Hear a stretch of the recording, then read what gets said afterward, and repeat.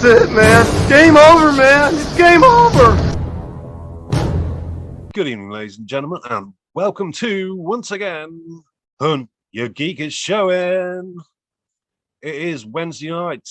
We are ready. Yes, we are. It is Predapalooza Part 2, the Prey review. Oh, yes. With me, of course, is, as usual, the lovely Callie Valentine.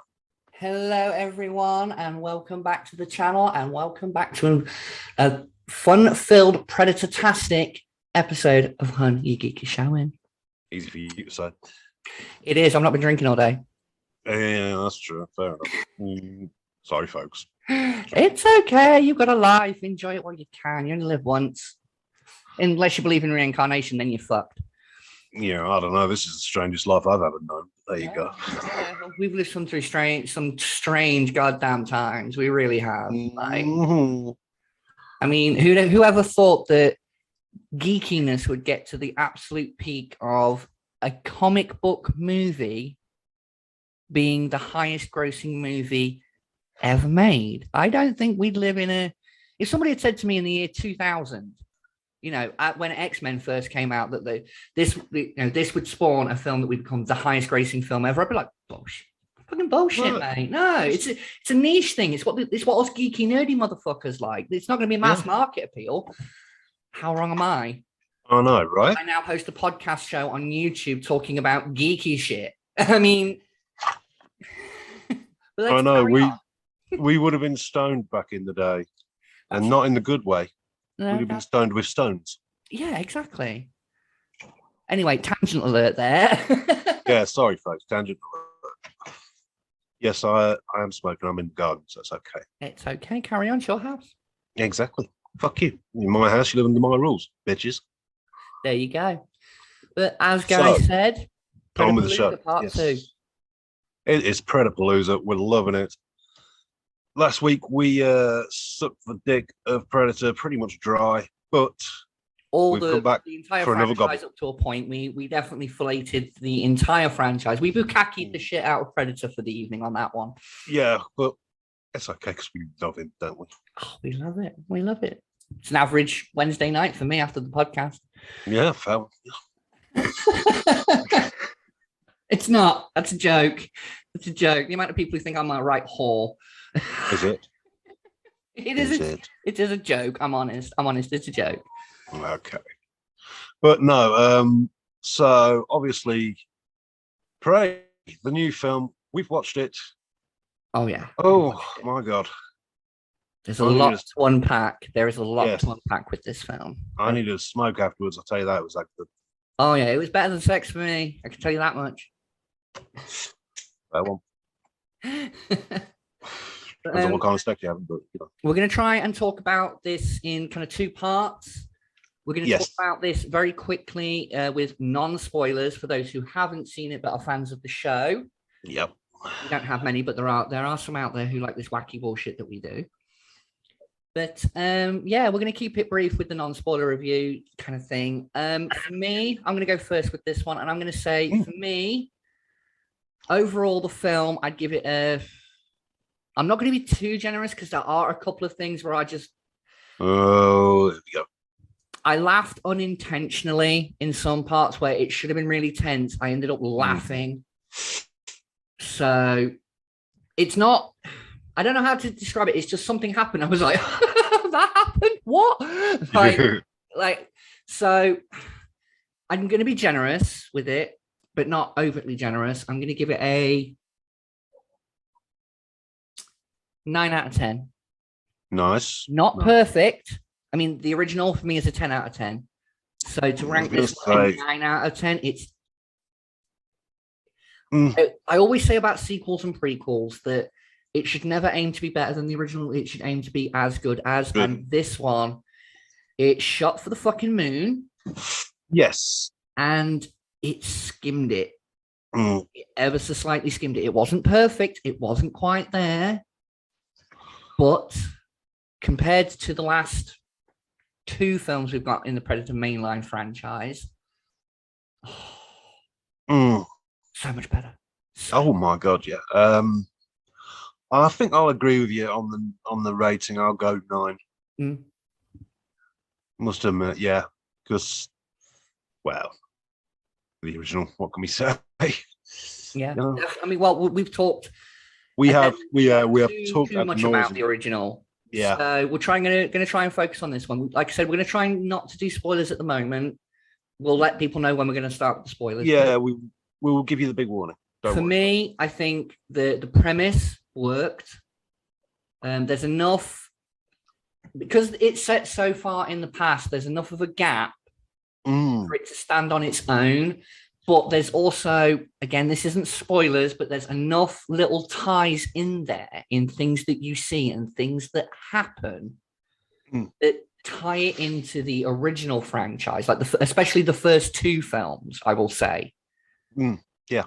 Without going into spoilers, the first two films are definitely if they're going to retcon and change canon with anything after number 2 going forward with this, I'm fine with that because I wasn't that. I liked them, but I wasn't keen on Predators or The Predator. They're not my favorites. I will watch them if I'm doing a franchise watch, but that's it. Yeah. You know, the first two I can watch just as and when.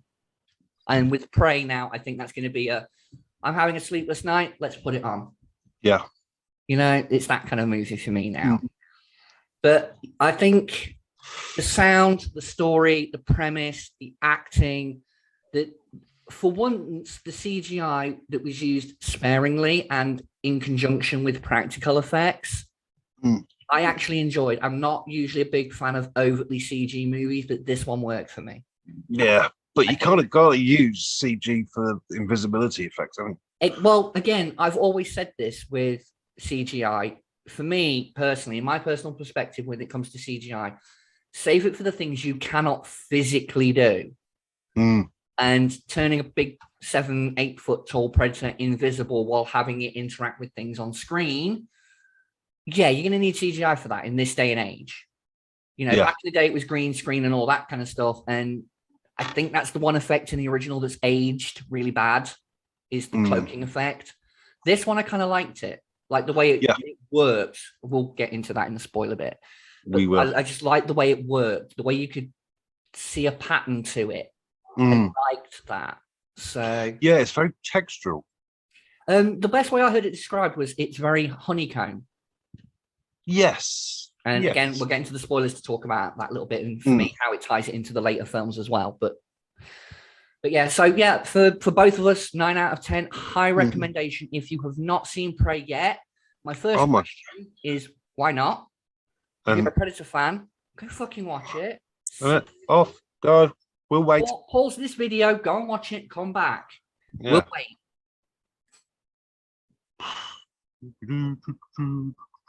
Okay, we're not going to wait, but no, we're not really going to wait.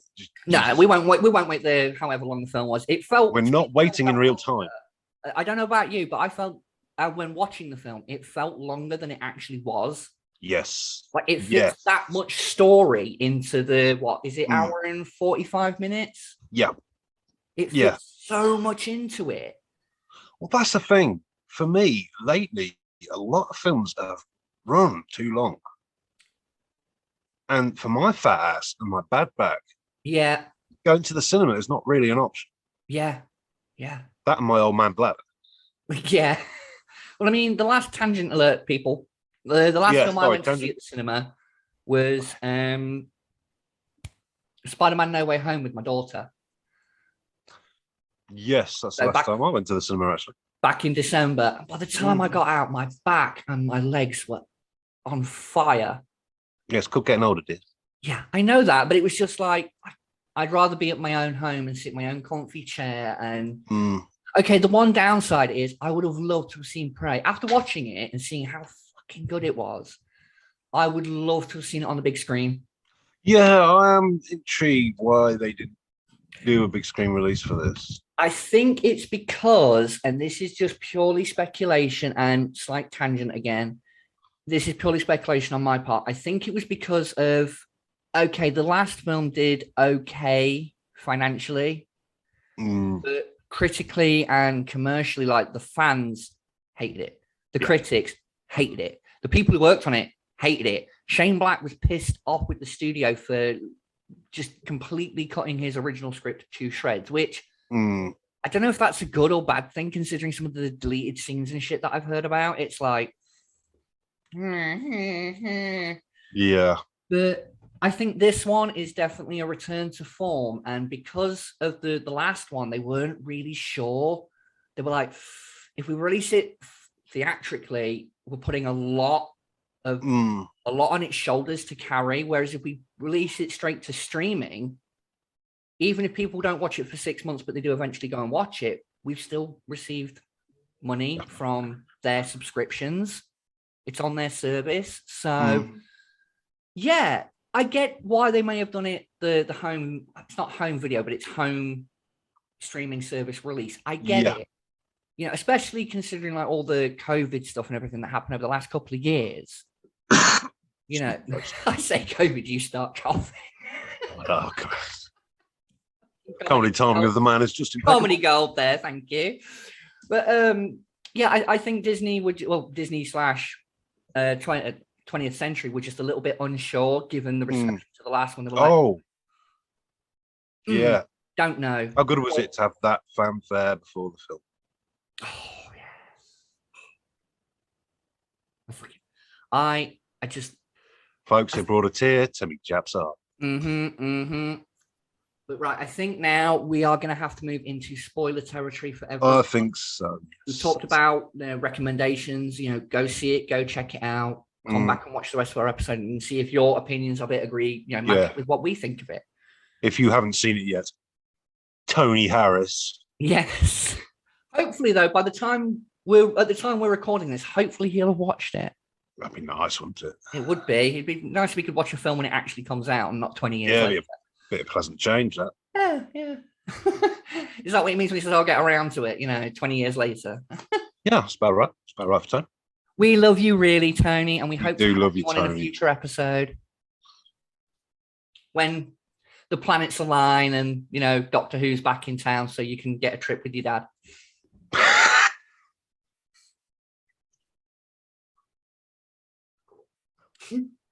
He's gonna fucking kill us, isn't he? Yes, he is.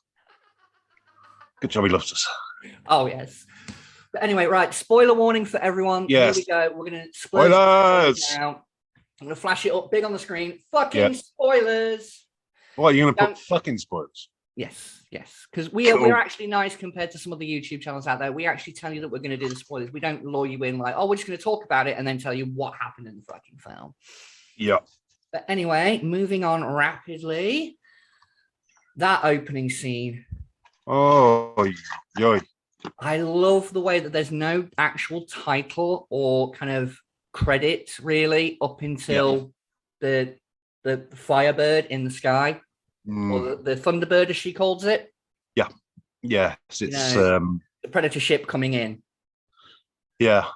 And oh my God, just the way that it slides as the camera's panning up, it sort of slides into view. Yes. Passes by the camera like it's just hanging there in the sky. I love that little touch. Like, it's a pink beauty. It is.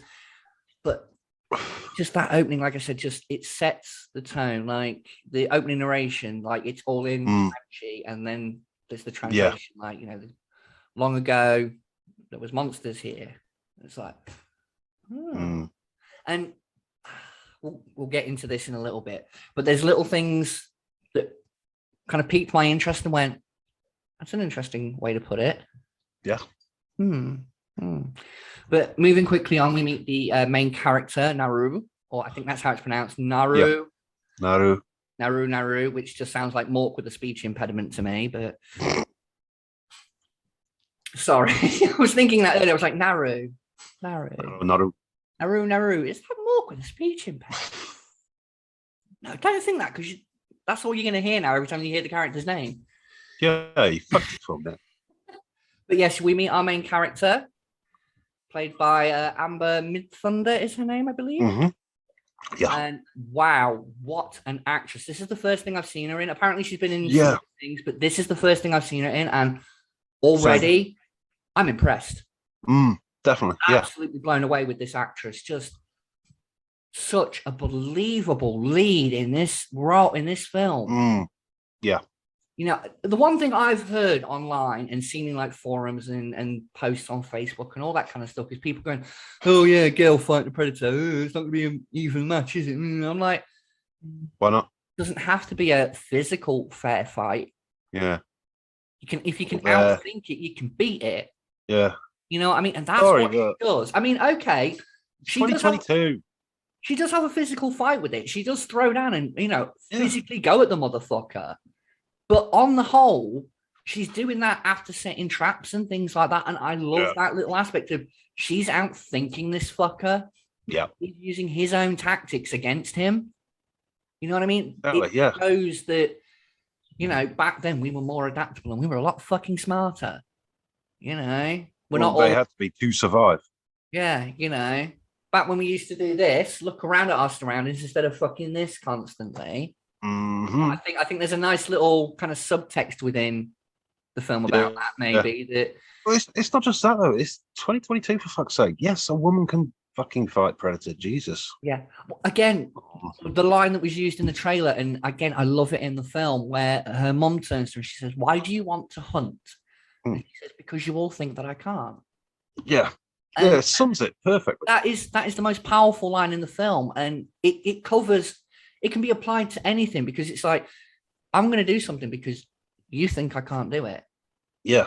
The reason why I started this channel in the fucking first place was because people said that I couldn't do this and I couldn't do that and I shouldn't do this and I should try and do this and this should be my path in life. I was like, no, I'm going to walk my own fucking path. I'm going to do what I want to do and prove to you that I can do it.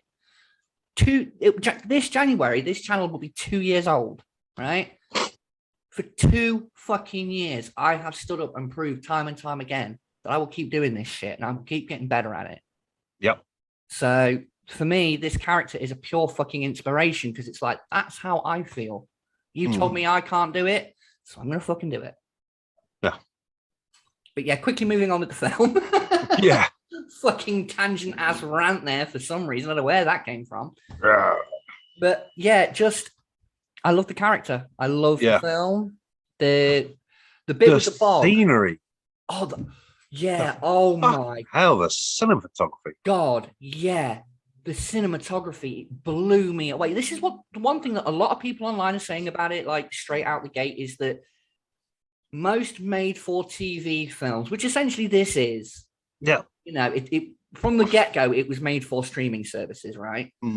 Usually on things like that, the CGI is a bit wonky, the acting's a bit wonky, the cinematography is a little bit off, but it all comes together and it's still enjoyable. Yeah. This looks like full-blown Hollywood big budget bullshit. You know what I mean? Yeah. It's like one of the it's like an Attenborough documentary.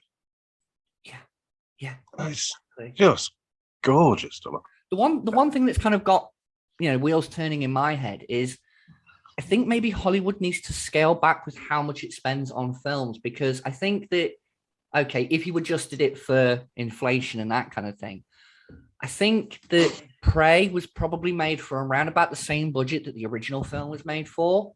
And I think that it shows that just because you have a huge budget, okay, I'm pointing at Marvel for this one, like with their overuse of CGI at the moment, like the She-Hulk stuff that's going around at the moment. It's like, sorry, my phone's going off. That's Marvel. Yeah, Marvel. CGI. Sorry, I lost my train of thought. Yeah, with Marvel's use of fucking CGI, it's got to the point now where we're just like, oh, for fuck's sake, that looks so goddamn fake. You look at the Predator in this film, and it's a practical suit. Yeah, you can tell it's a practical suit. Yes, when it's tangible and it's real and it's there with the actors, the audience believes it more. I've always said this about CGI, so I think that Hollywood needs to see that if they just tone things back a bit, use the old techniques of, you know, filmmaking, like practical effects and doing stuff in camera, people would actually start to enjoy films again, because it wouldn't just be watching a PlayStation cutscene. Yeah. So, but yeah, any highlights for you in the first part of the film, Guy? Oh, I think the interaction with her and the rest of the tribe is just her brother. Yeah, brother, all of that. It's beautiful acting. And the dog, I love the dog. Oh, the dog's the star of the show. All right, I've got to tell you this funny little thing. You know the bit where they encounter the bear? We're jumping forward slightly here, people, but you know the bit where she encounters the bear, her and the dog? Yeah. You know the bit where the dog runs off and the bear goes chasing after the dog? Right? As the dog goes bolting off and the bear chases after it, my daughter goes, distraction! Like, oh, yeah, the dog is distracting the bear, I suppose. And as the dog comes running back, I went, I think I lost him. I think I lost him. I think I lost him. Bear in mind, this is the first time we're watching it, right? Then the bear comes barreling over the hill, and as the dog runs past her, I went, I didn't lose him. I didn't lose him. I didn't lose him. Yeah. My daughter just cracked up laughing.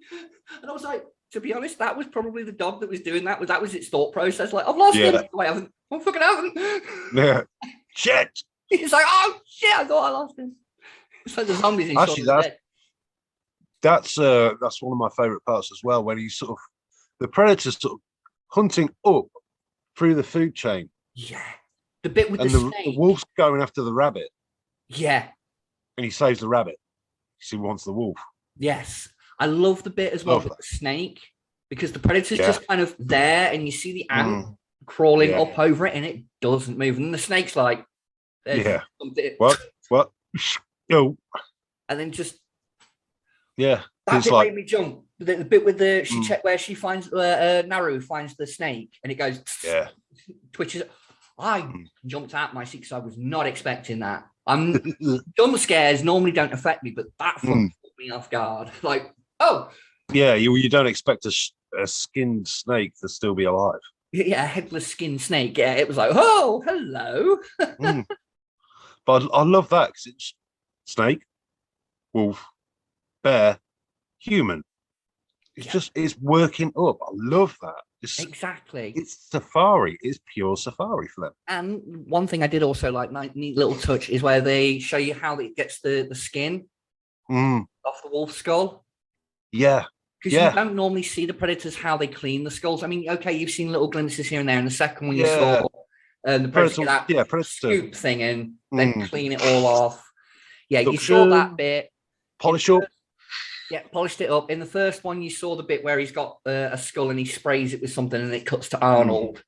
So, there was little snippets of like them cleaning the skulls, but never like the actual removing of the flesh. It was always just the skull or something like that. So that was a neat little touch.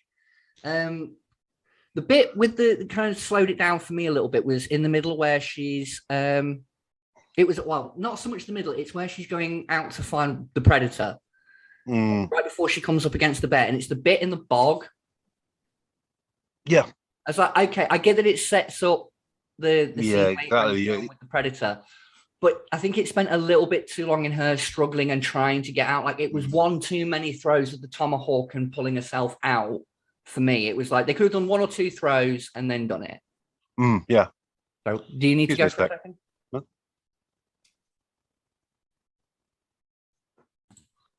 All right. Okay. Sorry, we just had a technical hit. Yeah. Carrying on. Technical issue there. Sorry. The bit in the bog for me, it just slowed it down a little bit. But plot device. Again, it should have just been a little bit shorter. Like I said, one or two throws of the tomahawk, not like the 6 or 7 that she actually did. It was just like, we get it. You need to get out. You're just artificially ramping up the tension when we know she's going to get out. I do love in the film to just have her drown in a bog. Yeah. I do love the tomahawk on the rope though. Yeah. When she figured that out, that was like, that's cool as shit. The one thing that I noticed with that, and I didn't notice it until after watching the film the first time around, was like, the way the trailer was cut made it look like that happened a lot later in the film. Yeah. Because the trailer made it look like she'd had the encounter with the predator, gone back to her people to say, oh, this thing's hunting us. And then she's built the thing. But you see, that's actually, it is after she's encountered the predator, but not quite. It's when she's trying to hunt the rabbits to get to the, it was good. It was good. I just think the trailer kind of misled where that was placed within the film. Yeah, but trailers are known to do that, though. Yeah, exactly. But I did like the way it was done, though. Like, boom. Yeah. He pulls it back and catches it perfectly every fucking time. You know, it was Kratos from God of War. Yeah. That's what it gave. It gave me that kind of vibe. But yeah, it was very, very well done. I like the way that she was kind of coming up with her own weapons to counteract what the Predator was using as well. Yeah. And talking weapons, I suppose this is a good enough point to talk about some of the new toys the Predator got. Well, I say new toys. New toys? Old toys. I suppose it depends on perspective. New to the canon. Yes. But old in the timeline. Yeah. New old toys. There we go. We haven't got Heat Seeker this time. No. Again, the trailer misleaded with that one, with the barbs that shoot out the gun. In the trailer, it looks like a red plasma bolt. In the film, it's those little darts. That's just a targeter. Yeah. That's just a targeting laser. We've got to talk about that. The bit where that moved independently. Right. That just instantly sparked in my brain. I was like, oh, okay. So this older version of the tech, it's got the 3 dots because it's got the 3 barbs. Yeah. But in the later films, it's using the same tri-dotted sight because it's tradition. Yeah.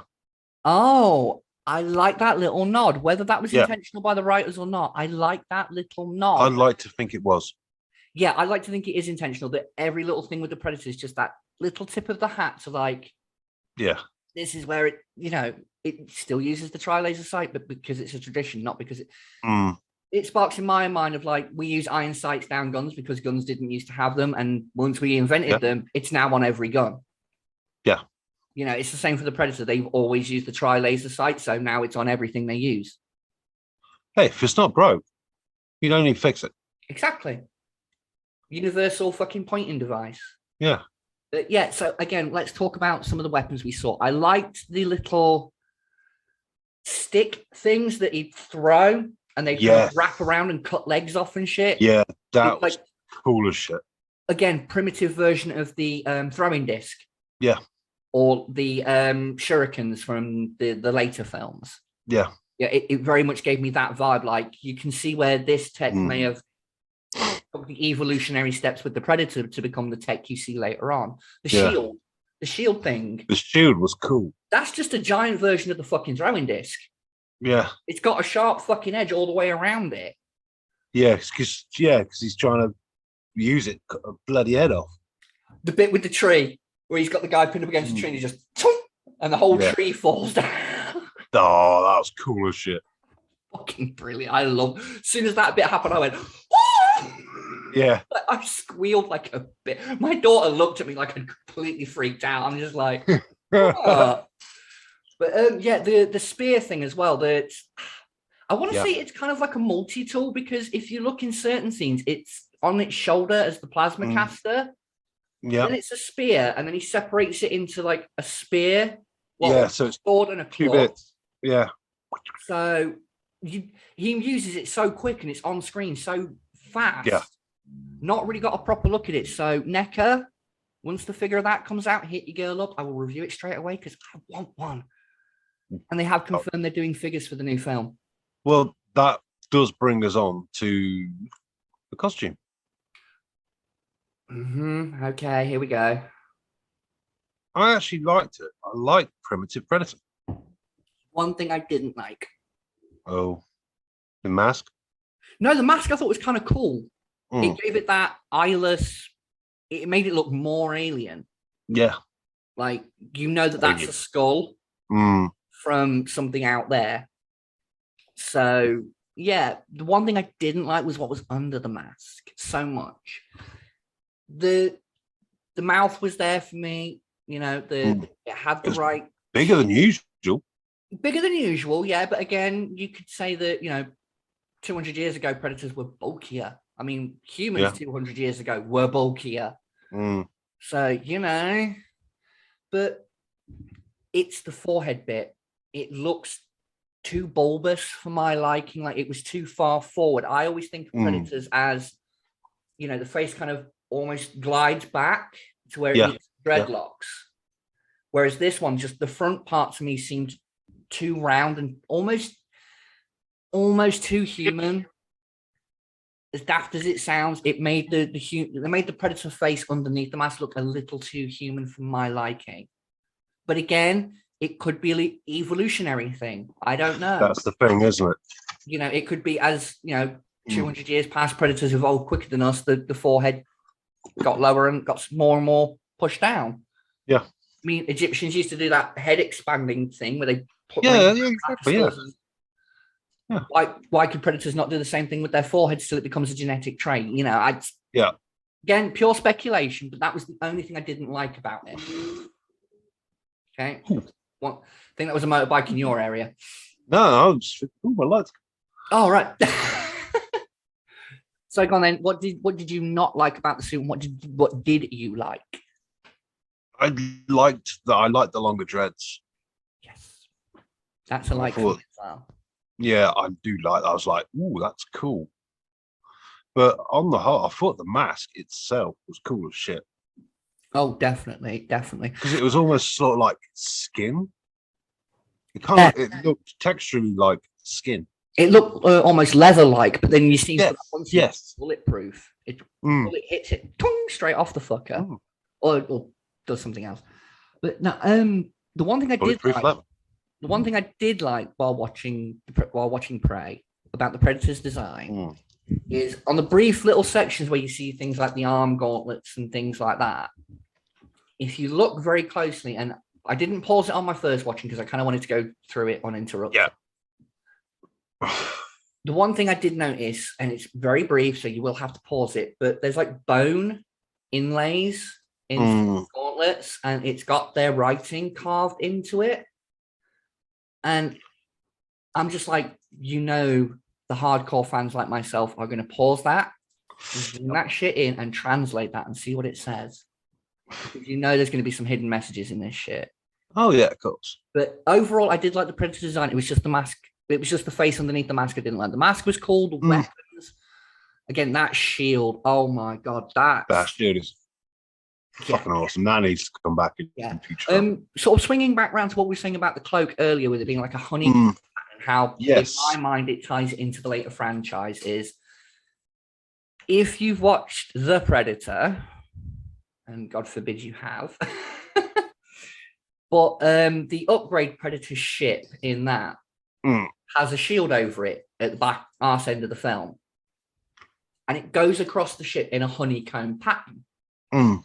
Now, in my mind, seeing that and then seeing the honeycomb cloak go over this primitive Predator, or savage Predator, as he's being called by fans and people out there, it gives me the idea that that's like the same technology but repurposed. Like they used to use it as a cloak, like rather than it being something that makes them invisible, it's something that coats over them like a shield that makes them invisible. And then later on they adapted the same technology for their ships, or vice versa. Maybe it started up as a technology for the ship and they miniaturized it. I don't know, but I like that little visual detail. I'll tell you what I did love, when he was invisible and he killed the bear and he gets covered in blood. Oh, yeah. That looked fantastic. That effect, he's just holding up his head, screaming, blood. And the bear, that fight with the fucking bear. Oh my God. I love the way the bear thinks it's bested the Predator and then it just gets the fuck up and breaks its neck in one punch. Yeah. Like that noise, that thud and snap combo sound. It's just like, felt that. Oh, I think we got to give a nod to the sound as well. Oh, the sound design in this film is off the hook. It really is. Proper Predator clicks and that. I don't know how do you describe the sound? It's a clicking, purring kind of sound. It's like if a crab could purr. If a lobster could purr, that's probably the sound it would make. It's very crustacean. Love having that. It's a fucking amazing sound. I love it. I love that sound. But yeah, the sound design overall, just in the action scenes, in the incidental music in the background, all of it is just spot on. It fits the tone. It works just right. It's just but talking more about the beats of the Yeah. film, favorite scenes, that kind of thing. I love the fight, the actual fight between Naru and the Savage Predator, the end fight between them. Oh, but before that, the French dudes. Oh, the bit with the fur trappers. Oh my god, the bit with the catches the axe. And seeing us talking about the fur trappers, let's talk about the pistol in the room, shall we? Let's talk about that gun. Oh, that gun. Now, as soon as the film started and it said 1719, instantaneously my brain went, does that mean we're going to see the gun? Or there's the potential that we're going to see the gun from number 2 because it's a couple of years after. Yeah. And it wasn't until it got later into the film, the fur trappers come into it, and there's the one with his leg cut off and she's trying to help him. And this is the scene that I was talking to you earlier about where I unintentionally laughed.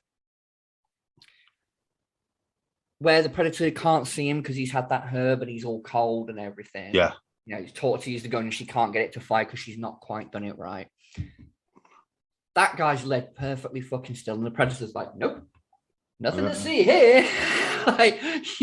The bit that made me unintentionally laugh was he takes a step forward, crushes the guy's leg, he screams, and he just instantly stabs him. Yeah. It was almost like a predator reacting to a jump scare, like, the fuck? Yeah.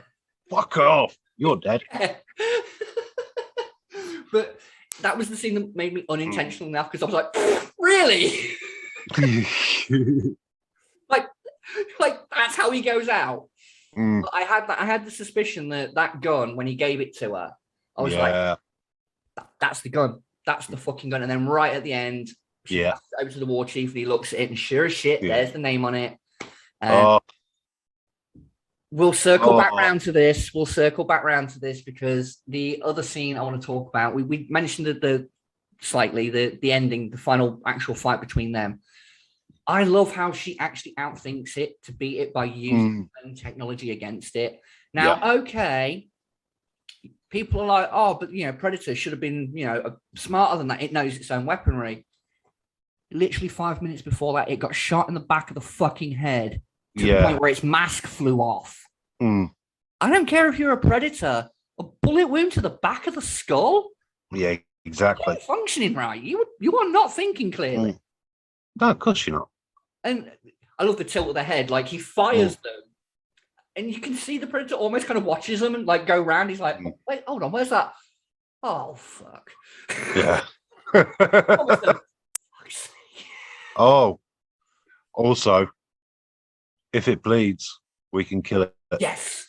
I love that throwback. I was like, oh, now it's a Predator. Me and my wife were watching that, and as soon as she said it, we just looked at each other and smiled. Yeah. Yeah. I was sat there watching it with my daughter, and as soon as they said it, I just went, now it's a Predator movie. Yeah. Now it's a Predator movie. Now they've said that line. And again, this goes back to what we were kind of saying earlier. There are like lots of little bits that kind of tie it into what's coming in later in the series. Like, especially like because this is a prequel to the original 2, at least as far as we know for now, it is a full prequel and not a reboot. Yeah. That's all we know for now by the events of this film. It is a prequel, but that could get retconned. We don't know. Yeah. But the one thing I want to sort of talk about, and I suppose we'll move on to nuggets that were there in the film that could maybe be pointing the way towards the future. So we'll start kind of winding things up a little bit here. But the one thing I'm going to point out is when she bumps into her fellow tribesmen after the Predators killed the bear. Yeah. And she says, I couldn't see it till it was covered in blood.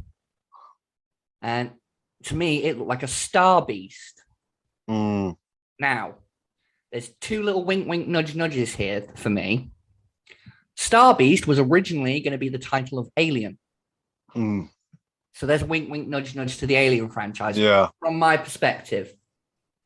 Right? From my perspective on this one. The other little thing that got me is when film was first announced, loads of people were saying, "Oh, it's a prequel. It's the first encounter with the Predator. It's the first time a human's going to face down against one." She said it looked like a Star Beast, and the guy says, "Oh, it looks like something. What? It looks like something from a children's story." Now, that to me already says that this is not the first encounter with this species. Yeah.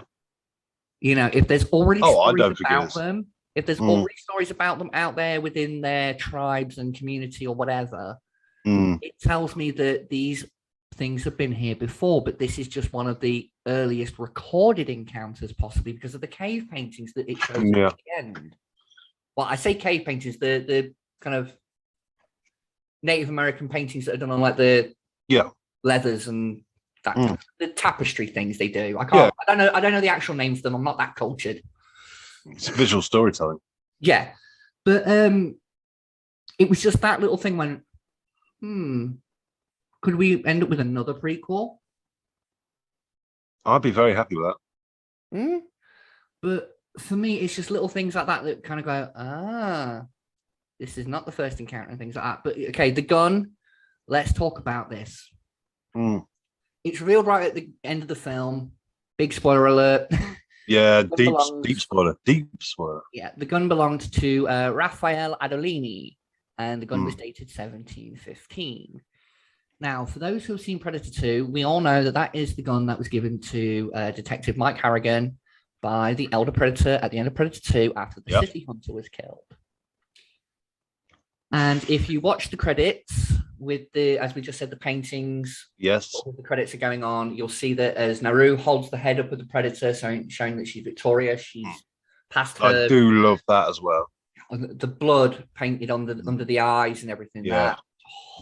Such a visual. Fucking hardcore. Such a fucking visual. But if you look behind them in the painting, there's more Predator ships coming down. Yeah. So that already tells us sequel bait. There's going to be another one. And given the fact that this one's been so fucking successful, I think at this point we just might as well go, right, well, see you in 2 years. Yeah. Yeah, fucking hell, write it. Get it written. Get it written now. Like take your time with it. Don't do a rush job. Yeah, or go. The Predator fan base is definitely reignited in a big fucking way to this one. And I think going into the future, I think we're going to see another one. I'd like to say, in my mind, it would be a perfect new trilogy because Disney like to do their trilogies. Yes, they do. So if they're going to do a trilogy of it, I'd like to see more Predators to come down and the whole tribe takes down Predators. Like it's a war between two tribes and the humans win. And the next lot of Predators that come down, it's an even bigger war. You know what I mean? It's like, you know, something like that, I could be okay with it. If they took it in the right direction, I could be fine with it. Because the question that now needs answering is, if she's got that gun, how did he have it, the Elder Predator, in the second film? Okay, it's 200 years apart, but are we going to say what, this Predator just simply waited around for her to die, dig her body up and steal the gun? No. Unlikely. No, they're going to go down there and wipe them fucking out. Well, I've heard kind of not rumors, but just people kind of throwing out their ideas of what it may entail. And the best one I've heard, and I'm thinking I could possibly be right. Maybe if it is just going to be one more film and then they're done with the franchise, it's going to be Predators come down seeking retribution. She beats them again, and as a sign of respect, she throws them the gun and says, "Take it." You know, because they did the if it can bleed, we can kill it callback in this one. I'd love to see that be a nice little callback to the end of the next one where the Predator doesn't get killed, but it stands defeated and she throws it the gun and says, "Take it, you've earned it." And that's why, and that Predator she gives the gun to is the Elder at the end of number 2, because then that would wrap everything up nicely. And us fans would be like, now we have a complete story for one of our favorite characters that was in the film for 2 minutes. Because he is. Greyback, as he's known to fans, is a fan favorite. So, you know, I'd love to see them focus on him as a main Predator in the next 1 or 2 films. Just so it explains where that gun came from. Because that's been a bit of mystery up till now. Yeah, exactly. That's the thing. I've heard a lot of fans are really, really, really pissed off because it's now wiped out the comic book that covered the backstory of the gun. It's now like, oh, that's definitely not canon. And loads of people are like, oh, but that was so much better because it wasn't about a Native American woman fighting a predator. I think the problem with this situation is you, not the film. Yeah. Yeah. If your problem is the fact that they've retconned it with a better story, which I've read the comic book. I've read the comic book that they did. The Predator's cool, and Raphael Adolini, he seemed pretty cool. But the fact that it was a pirate betrayed over treasure, it's just like, yeah, no, thank you. But anyway, I think that's going to be our kind of wrapping up point nearly, because we've been going for 15 minutes time. We've been going an hour, so. But I think looking forward to the future, Guy. Oh, to the future, yes, another film. And I think after that, you could do a TV series, like I've said previously. Yeah. I'm kind of in agreement with that as well, actually. Dope as shit. In fact, you know what? I'd be perfectly happy if they did this. The next thing they do is a TV series that follows on the events of this film. I'd be fine with that because it's still carrying on the story. And if they do want to make it a war of humans versus predators in the Old West, well, I say the Old West, in the old frontier times, back in the 17th century, they want to take it that far back and do like a setting where it's essentially, Native Americans versus predators on a war type scale. But they wanted to do that over, say, a 10-part, 45-minute per episode season. Go for it. Yeah. I'd watch it. I'd be happy with that. So, but yeah. Oh, either that, failing that, I'd like to see Arnie and what's his name? Danny Glover. Harrigan. Danny Glover. Thank you. I'd like to see them come back as part of a big shadowy government agency that the president doesn't actually know about. Yeah, sort of Sector 7 in Transformers, the first Transformers live. Yes. Like Sector 7, like above the president type shit. Black Ops. I'd like to see them leading it, but I definitely wouldn't want to see them fight a predator. Not at their age. No. God bless them. No, the time's passed for that. The time's passed for that. I love Arnie and I love Danny Glover in their film roles, but no, their time has passed. They need to be the bosses. Yeah, they need to be the people in charge. Like Peter Keyes, how he was in Predator 2. Yeah, they basically need to have been like they need to have been the guys who were in his organization, but they rose to the top kind of thing. He's like, the boss. Yeah, they're in charge kind of thing. I think if that was done as a sequel to Predator 2, I'd be fine with that. If it forgets the events of the other films and just goes, no, this is what happened after the second film. Yeah. Much like Halloween's done, much like a lot of franchises have done and gone, oh yeah, anything after number 2 didn't happen. Let's face it, Disney's got the money. I'd love to see them do maybe even both. Do one film where it's a sequel to Prey and do a sequel to Predator 2 where it focuses on Arnie and Danny's characters. Yeah. Yeah. Either way, I'm happy for more Predator content as long as it's good. Yes. Because don't rush it. Don't force it out the gate. Let it build naturally. Let writers work on it and get it to where it needs to be so that they're happy with it and we're happy with it. Because then, like with Prey, if you do it right, the fans will not only fucking love you for it, but we will actually sing your praises for it, Disney. Yeah. This is the sequel that Predator has needed since 1990. Yes. Okay? Definitely. I totally agree with that. 30 fucking 2 years in the making, and we've finally got a Predator sequel that feels like a Predator movie about a Predator fighting a human. No, for me, this is Predator 3. Yeah. Well, technically, retroactively, it should be Predator 2 is now Predator 3. Well, yeah, but you know what I mean. I know what you mean. Yeah, it now goes Prey, Predator, Predator 2. For me, that's my canon.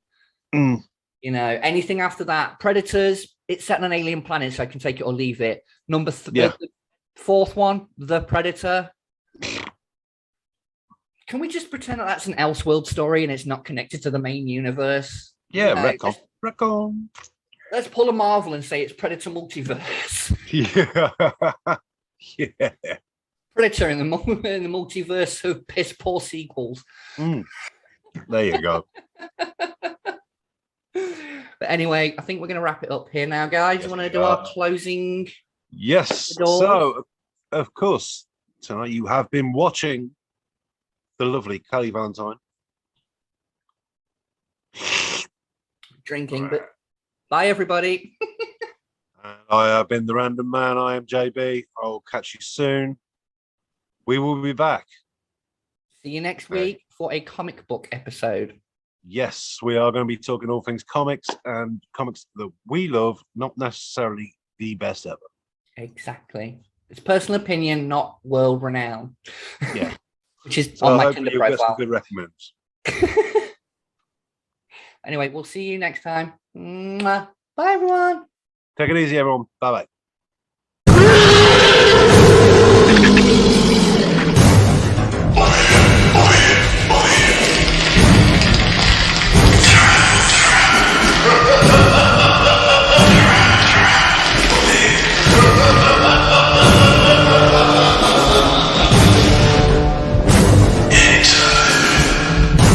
That's it, man. Game over, man. It's game over.